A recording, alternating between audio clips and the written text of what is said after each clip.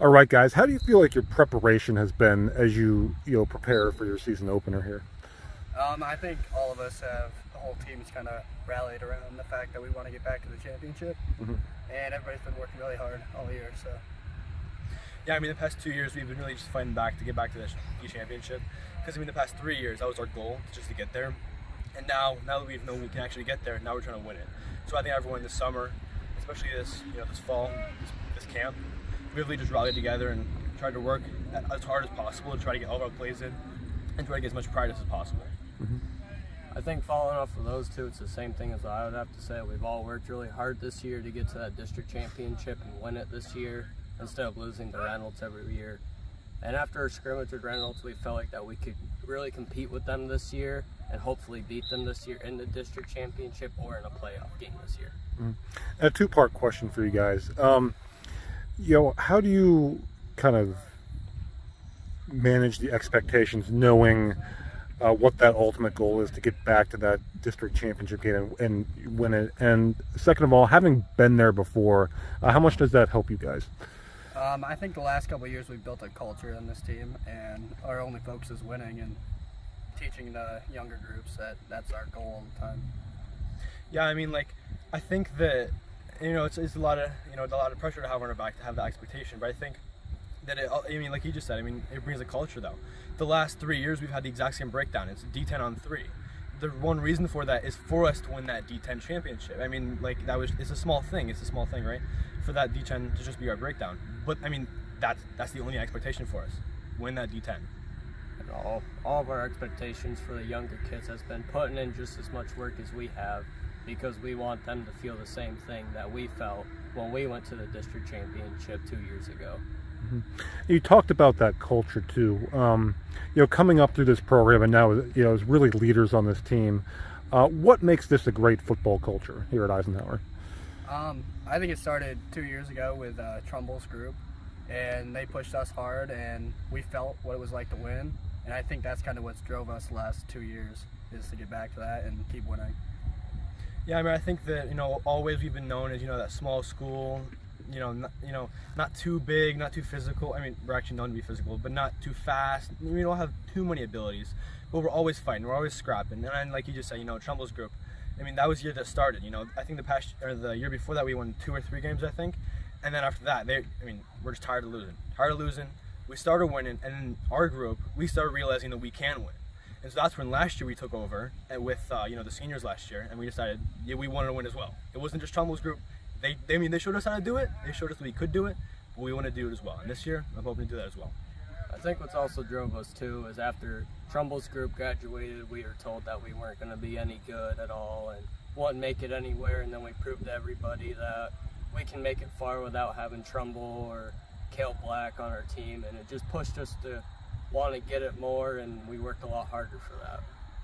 I guess lastly, just how excited are you guys to get the ball rolling on this season? Our team is ecstatic. We're ready to go and win after our scrimmage on Saturday. We feel it. So, yeah, I mean, definitely. I think this year, we're looking to definitely compete with a couple of teams. Mercyhurst, Prep, and then Northwestern, and obviously there's Carkington in there that we lost last year, and then obviously Reynolds, which is a big team in the playoffs, and hopefully the D10 championship. So I mean, yeah, we're really excited for this year. We're all very excited this year to kick off things against Carkington, but mostly 2 important teams are Reynolds and Northwestern. Those are the teams that we really want to beat this year, and that's what we're striving for this year. All right, awesome guys. Thanks. Good luck this season. Thank you. What have you seen from your team as you've prepared in camp here to get ready for this season? Well, when you bring back as many kids as we have that were starters last year, a number of them were starters as sophomores on that really good team we had a couple years ago. The level of experience and understanding how a practice moves and operates has been really smooth. It's probably been one of the easiest moving practices as far as fall camps that we've had. And I think that experience really helps. It helps with them understanding that they have to bring the young guys along very, very quickly. So I would say overall, the efficiency of our practices in camp is really shown. And that's got to make your life a heck of a lot easier as a coach too. Yeah, absolutely. Because there's a lot less yelling on my part, or a lot less yelling on the coach's part, when everyone else knows where to be and how quickly this has to move. We talked a little bit about this, off camera. How much did the Reynolds playoff game last year, serve as motivation for this group in the off season? Well, Reynolds is an amazing program, first and foremost, and we've had the blessing or the curse of going against Reynolds at 6 or 7 times the last 5 or 6 years, whatever it is. I mean, we've been going against them repeatedly, and knowing that we had an opportunity, in the off season to kind of pick them up into a scrimmage, it again reminds us of where we want to be. Reynolds is a class program, phenomenal coaching staff, amazing team, amazing young men. They play football the right way. Like, there are some teams you play that are really good that you kind of walk away a bit salty. Not with Reynolds. Reynolds is a class football team that does it the right way. And I think that last year, knowing that a lot of people didn't give us much of a chance to be where we were, and as well as we played, getting in the playoffs and knowing we played them very strong in the first half. Other than a couple of the big schools down south, we put up some pretty good offensive numbers against them during the game, especially in the first half. We understood that if we wanted to get where they're at, we were going to have to continue to strive to be like that team, to be a class team, to work hard, hit hard, do the little things right. And I think that really has been that motivation for them to focus in the off season. As you look at this experienced group you have coming back, obviously health key for any football team, but apart from that, what are some of the biggest keys for this team as you headed, prepare for your opener here? I think one of the biggest keys for this group is we have a lot of, what I always like to say, we have a lot of lieutenants and not necessarily a lot of guys who have been at that front role of leadership, not just as a captain per se, but we've had amazing leaders the last couple of years. And these guys have been tremendous workers, tremendous grinders.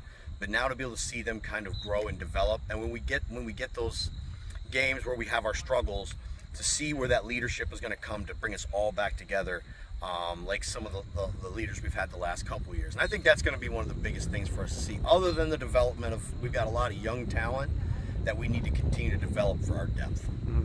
And I know the guys are anxious, they get butterflies, before the opener and everything. How about you as a coach? You're a football guy, you've been doing this a while. You still get butterflies, coming out before the first game? Absolutely. There's a lot of stress, I think, on you as a coach. Especially, I think, if you have a team that has the potential to be competitive. I think a lot of times it's a little bit easier when you're working with a younger team, because there's going to be a lot of mistakes. And for me, I want to make sure that I do everything within my ability to have them as prepared as possible. And I think as a coach, if you're competing, you still get those butterflies, because that's why you still do it. It's fun. It drives your passion. You can't come out and put up with the things that we put up with and do the things that we do if there wasn't that passion that you still had for that game.